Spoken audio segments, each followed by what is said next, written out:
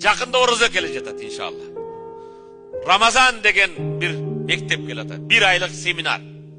Рамазанда Аллах Таала я юхаллазина аману, о Аллахның барлығына билген иман келтірген бенделер, кутиба алейкумус сияму кама кутиба аллазина мин qablikum la'allakum tattaqun. Силерге ораза кармау фарз болды, силерден мурдагыларга фарз болгон сыяктуу эмне үчүн? La'allakum tattaqun. Кудайдан коркуп таквадар болууңар үчүн дейт. Таква деген нерсе эмне? Көңүл бурган. Такваны Hazreti Ali кыска 4 сөз менен айттыр. Hazreti Ali at-taqwa hiya khawf min al-jalil, takva Kudaydan korku deptir. Orazanın farz boluşu ne eken? Adamlardı takvalıkka үйrөтүү eken.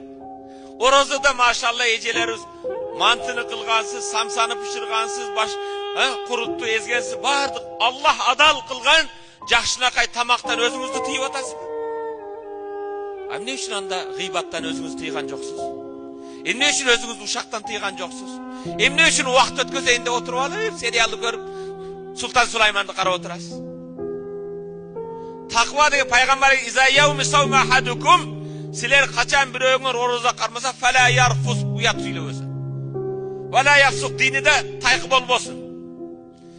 Вайын каталахад, эгер бирөө сиз менен айтышып кетсе, ораза туткан адамга, машинеңиз алдыңызда чыга калды, же базарда бирөө түртүп кетти, бирөө бутуңузду басып, эмне деш керек? Инни саим, мен оразомун, тентеге теңел терек бою секирбеймин, оразомду жок кылбаймын деп. Ораза адам сүрөтүндө инсан, кылык жоругунда периште болот. Оразанын максаты бир гана, пайгамбар айтат, кимде ким ораза кармаса, ораза кармагандай жалган айтканды таштабаса, ораза айтып бирөөгө жала жапканды таштабаса, пайга Аллах Таала айтат экен, бул бенденин ач калгандыгына, суусагандыгына мен муктаж эмесмин дейт. Ал жөн эле өзүңдү кыйнап суусап атасың. Бирок урматтуу мусулман бир тууганым, оразанын негизги максаты инсанды адеп ахлакка үйрөтүү, таквага үйрөтүү. Намазында негизги максаты эмне?